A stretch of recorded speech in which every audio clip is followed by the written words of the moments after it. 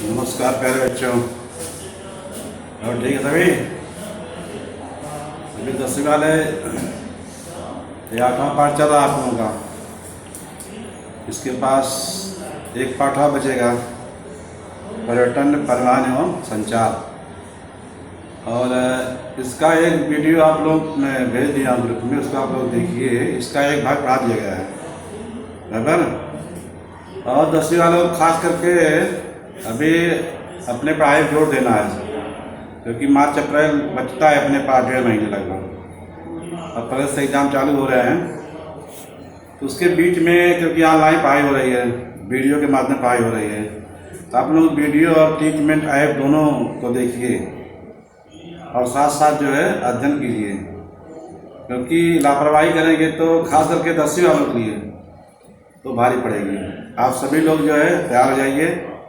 जो लोग नहीं जुड़ रहे हैं ट्रीटमेंट ऐप में, तुरंत जुड़ जाइए आप लोग। और प्रयास कीजिए कि आप लोग अधिक से अधिक जो है मेहनत कीजिए, क्योंकि इतिहास, भूगोल ऐसे विषय हैं जो ज़्यादा नंबर लाते हैं, ज़्यादा हाई करते हैं परसेंटेज को। आप इसमें सही लिखोगे तो नंबर नहीं कटता है, इसमें पॉइंट के अनुसार लिखा जाता है। इसमें भौगोलिक कार्ड है, 3 पॉइंट लिखना है, 3 पॉइंट सही है तो पूरा नंबर आपको मिलेगा, बराबर।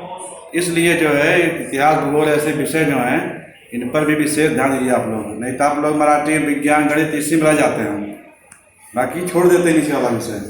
नीचे वाले विषय से ही जो है आप लोगों का प्रस्तुत बढ़ता है प्यारे बच्चों। इसके पहले में जो है एक भाग हो गया है, अर्थव्यवस्था एवं व्यवसाय भाग 2। अर्थव्यवस्था एवं व्यवसाय भाग 2, क्योंकि भारत और ब्राज़ील की जो अर्थव्यवस्था है दोनों कैसी है, मिश्र अर्थव्यवस्था है। तो आप लोग बता दिया पहले वीडियो में, जो अर्थव्यवस्था भारत की है वही अर्थव्यवस्था ब्राज़ील की भी है। दोनों की अर्थव्यवस्था मिश्र अर्थव्यवस्था है। तो पहले 2 ही अर्थव्यवस्था थी, एक पूंजीवादी थी और दूसरा क्या था, समाजवादी अर्थव्यवस्था था। दोनों अर्थव्यवस्थाओं की विशेषताओं को देख करके जो अच्छाई थी उसको भारत ने ग्रहण किया, जिसका नाम पड़ा मिश्र अर्थव्यवस्था। मिश्र अर्थव्यवस्था को 3 भागों में बांट दिया गया, निजी अर्थव्यवस्था, सहकारी सार्वजनिक अर्थव्यवस्था और सहकारी अर्थव्यवस्था। वैसे सेम जो है ब्राज़ील में भी है, क्योंकि ब्राज़ील भी जो है गुलाम था, भारत भी जो है गुलाम था। भारत 1947 में आज़ाद हुआ, तो ब्राज़ील 1882 में आज़ाद हुआ था। 1930 लेकर के 1985 तक वहाँ पर शासन जो है सेना का था। 85 के बाद वहाँ राष्ट्रपति जो है नियुक्त किया जाने लगा। जो प्रणाली वहाँ की है, राष्ट्रपति का मेन होता है, अपने क्या होता है, प्रधानमंत्री मेन होता है। आइए लोग देखते हैं इस भाग में क्या दिया गया है बच्चों। भारत में कृषि व्यवसाय का स्वरूप। भारत में कृषि व्यवसाय का स्वरूप निम्नलिखित मुद्दों के आधार पर स्पष्ट किया जा सकता है। हमारे देश में कृषि व्यवसाय का स्वरूप क्या है, व्यापक है, क्योंकि भारत की अधिकांश जनसंख्या किस पर निर्भर है, कृषि पर। आज हमारे देश के जो भूभाग हमारा है, जो हमारा क्षेत्रफल है, 32,87,263 वर्ग किलोमीटर हमारा पूरा क्षेत्रफल है देश के, उसके 60% भूभाग पर खेती हो रही है। आज खेती का जो प्रतिशत बढ़ गया है थोड़ा सा, पहले उतना नहीं था। तो भारत जो है व्यापक जो है कृषि क्षेत्र है हमारे यहाँ। हमारे देश की जनसंख्या 130 करोड़ है, तो ब्राज़ील कितनी जनसंख्या है, 20 करोड़। ब्राज़ील में प्यारे बच्चों जनसंख्या 20 करोड़ है, हमारे यहाँ 130 करोड़, इतना अंतर है। 110 करोड़ ज़्यादा जनसंख्या हमारे देश में, फिर भी हम लोग जो है कृषि पर निर्भर हैं। हमारे देश की अर्थव्यवस्था जो है किस पर निर्भर है, कृषि पर। वहाँ की अर्थव्यवस्था किस पर निर्भर है, उद्योग पर। तृतीय व्यवसाय का विकास सबसे अधिक हुआ है, ब्राज़ील में हुआ है। भारत जो है प्राथमिक व्यवसाय पर ज़्यादा निर्भर है। सेकंड और थर्ड व्यवसाय, सेकंड में जैसे उद्योग है, कल कारखाने हैं, और जो थर्ड व्यवसाय है शिक्षा, स्वास्थ्य, पर्यटन, परिवहन, बराबर। तो ये जो इसमें जब विकास होगा तो क्या हो जाएगा, तब देश का विकास होगा। आइए देखते हैं यहाँ पर क्या दिया है। सबसे पहला पॉइंट क्या है, इसकी विशेषताएं क्या है। भारत में कृषि प्राचीन काल से चला आ रहा व्यवसाय है, बहुत पहले से चला आ रहा व्यवसाय। प्राचीन काल से हमारे देश के लोग किस पर निर्भर है, खेती पर है। भारत के कुल भूभाग का लगभग 60% भूभाग कृषि के अधीन है। जो कुल जो है भूभाग है उसका 60% भूभाग जो है वह कृषि के अधीन है, यानी 60% भूभाग पर खेती की जाती है। भारत में मुख्य रूप से निर्वाह कृषि होती है।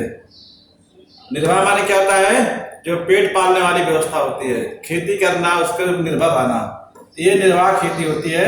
इसमें खाद्यान्न फसलें अधिक उगाई जाती है। दो फसलें होती है प्यारे बच्चों, एक खाद्यान्न फसलें होती है, खाद्येतर, खाद्यान्न जो लोग खाते हैं, खाद्यान्न जिसको लोग खाते नहीं है, और एक नगदी फसल होती है, कपास है, गन्ना है, पटसन है, ये सब क्या है? नगदी फसल है। और एक खाद्यान्न फसल है, गेहूं, चावल, ज्वार, बाजरा, मक्का, ये सब जिसको लोग खाते हैं। तो प्राचीन काल से हमारे देश में खेती हो रही है, प्राचीन काल पद्धति से।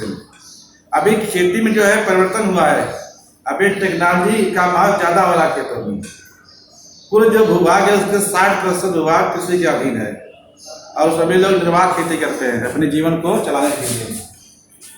ब्राजील की तुलना में भारत के सकल घरेलू उत्पाद में कृषि का योगदान अपेक्षाकृत अधिक पाया जाता है। कैसा पाया जाता है? अपेक्षाकृत जो है अधिक पाया जाता है,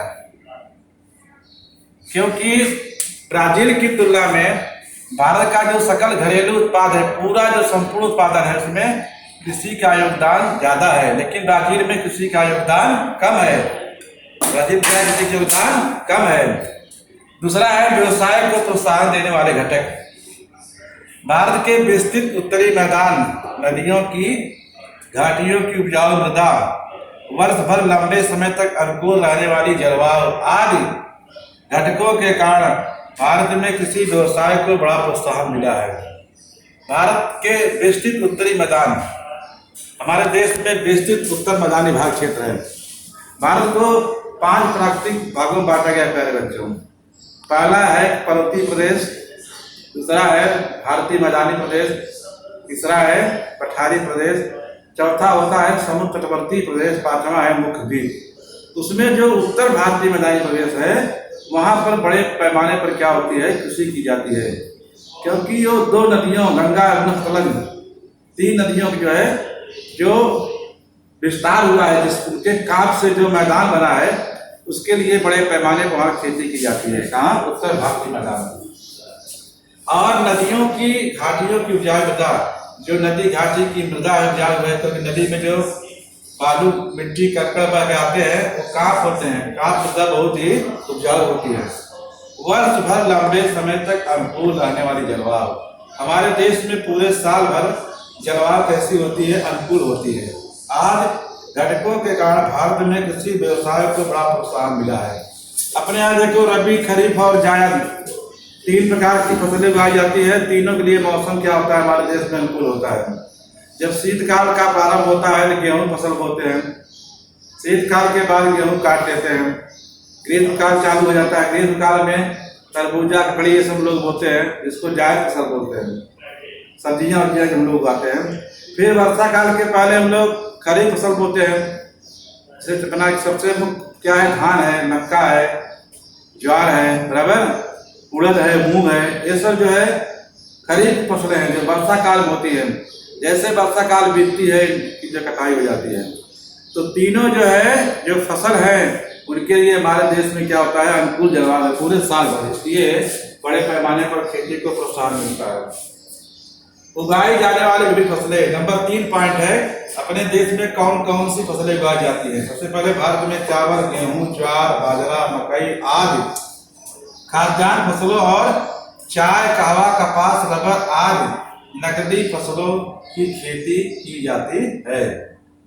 गेहूं, चावल हमारे देश की प्रमुख फसल है।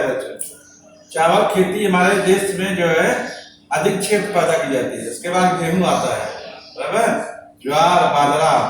ज्वार ऐसा चीज है जो दोनों से होता है, रबी में भी खरीफ में। मकई यानी मक्का आदि खाद्यान्न फसलें हैं, इनको हम लोग खाते हैं। इसके अलावा चाय है, कहवा है, कपास, रबर आज जो है नकदी फसल है। गन्ना, ये सब जो है ये नकदी फसल है, इससे तुरंत पैसा मिल जाता है। किसान जो है गन्ना जो है खेती करता है, गन्ने कटाई करता है, उसको ले जाता है मिलों में, तो उसको पैसा मिलता है, तो उसको नकदी फसल कहते हैं। वही सेम प्रक्रिया जो है कपास में है। वही सेम प्रक्रिया यहाँ क्या है, चाय में। चाय का उत्पादक हमारे देश ज़्यादा है। भारत विश्व का सबसे बड़ा उत्पादक देश है चाय में। चाय का निर्यातक देश है भारत बड़ा। तो चाय हमारे देश दूसरे देश जाती है। ये सब नकदी फसल है, इसको पैसा तुरंत मिल जाता है। बाकी सब क्या है, खाने वाली फसलें हैं। नंबर 2 दिया है, भारत में मत्स्य उत्पादन की जानकारी लिखो।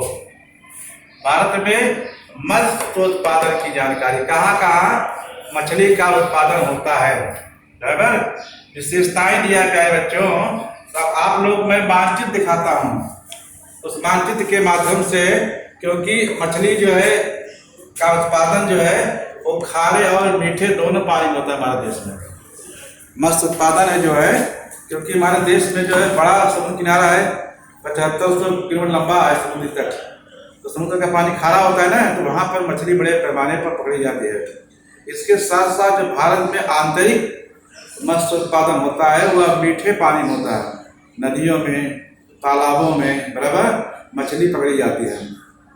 और मछली एक आहार है, एक भरपूर आहार माना गया है। हम दक्षिण भारत जाएंगे, जो तटीय इलाके हैं, तमिलनाडु, आंध्र प्रदेश, उड़ीसा, पश्चिम बंगाल, यहाँ पर मछली एक आहार के रूप में ली जाती है। चावल और मछली यहाँ का मुख्य क्या होता है, भोजन होता है।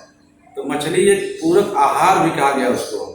मत्स्य उत्पादन बड़े पैमाने पर हमारे देश में होता है और मछली का निर्यात भारत करता है, दूसरे देशों को भेजता है।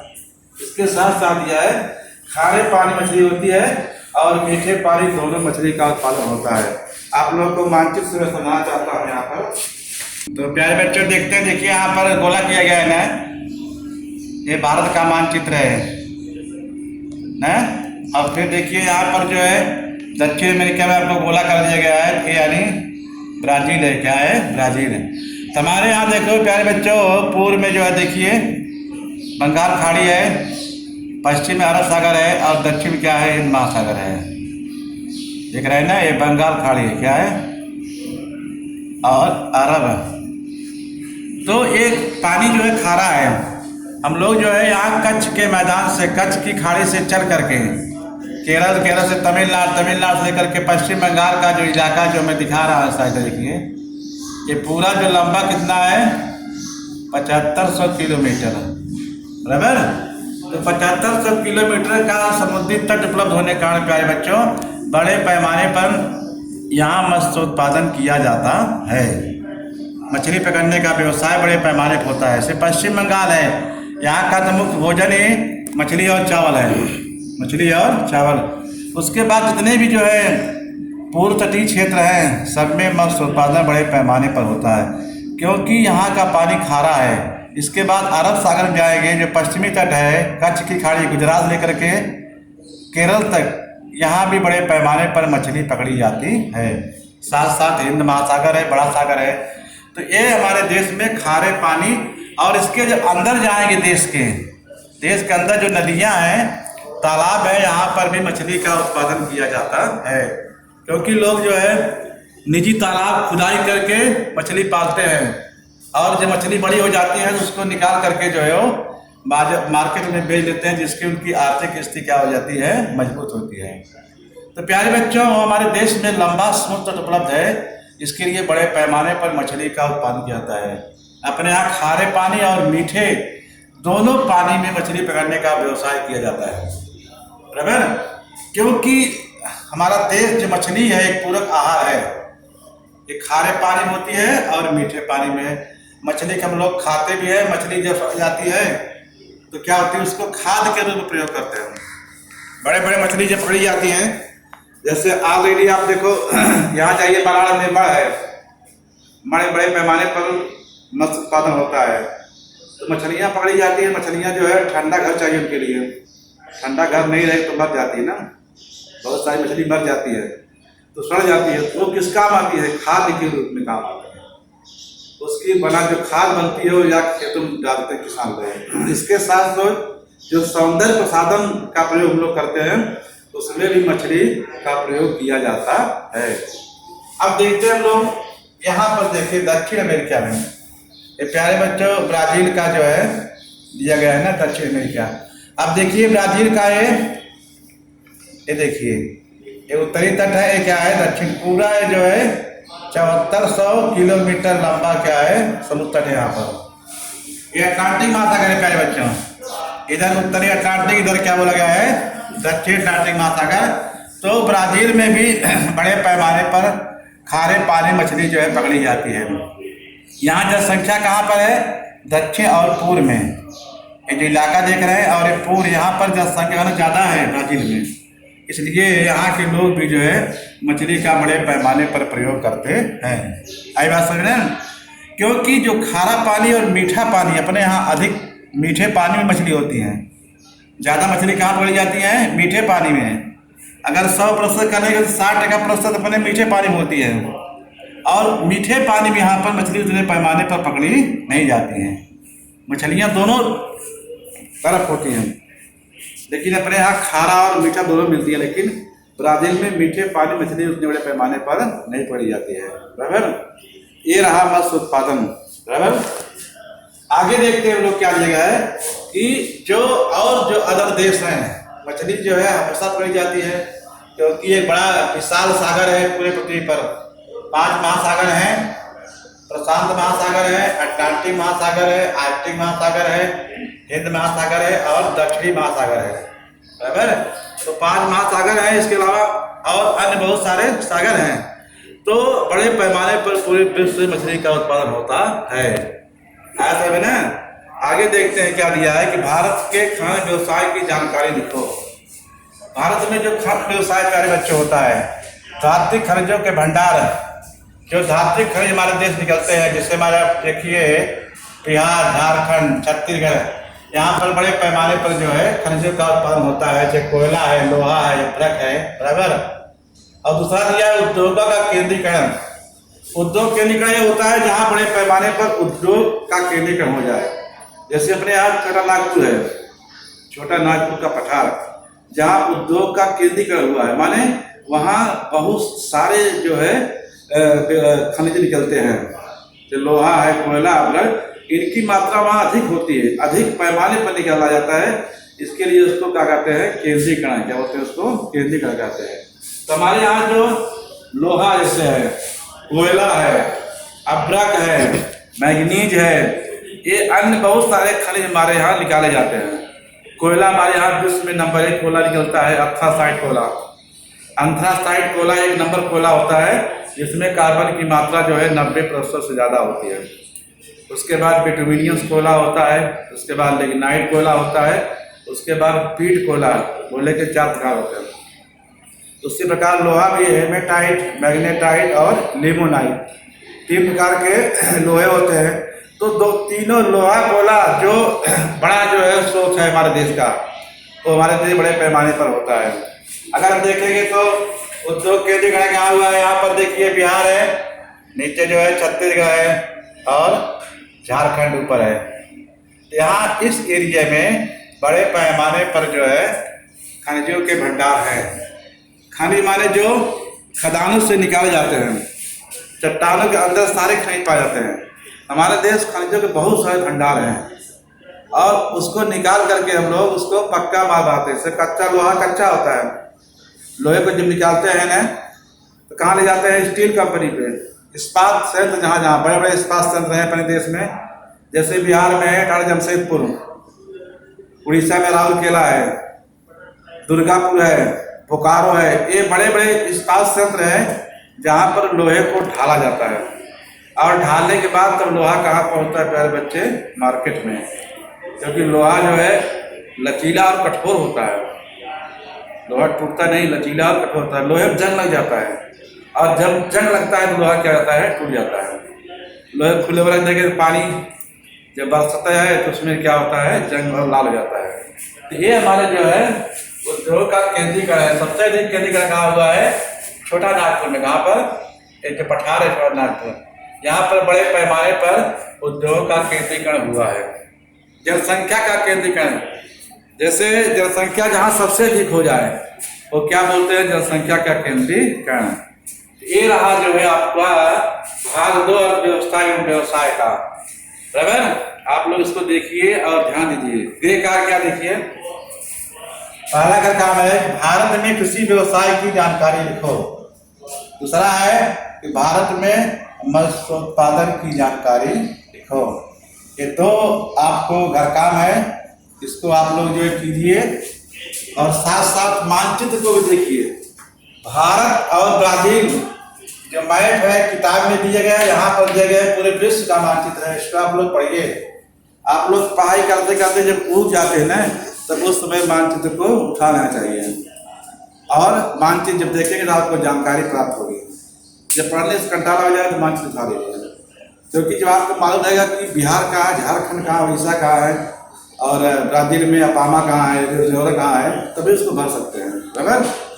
ये पाठ जो है प्यारे बच्चों यही पर समाप्त होता है। अब फिर जब मिलेंगे अगला पाठ आऊँगा। जय हिंद।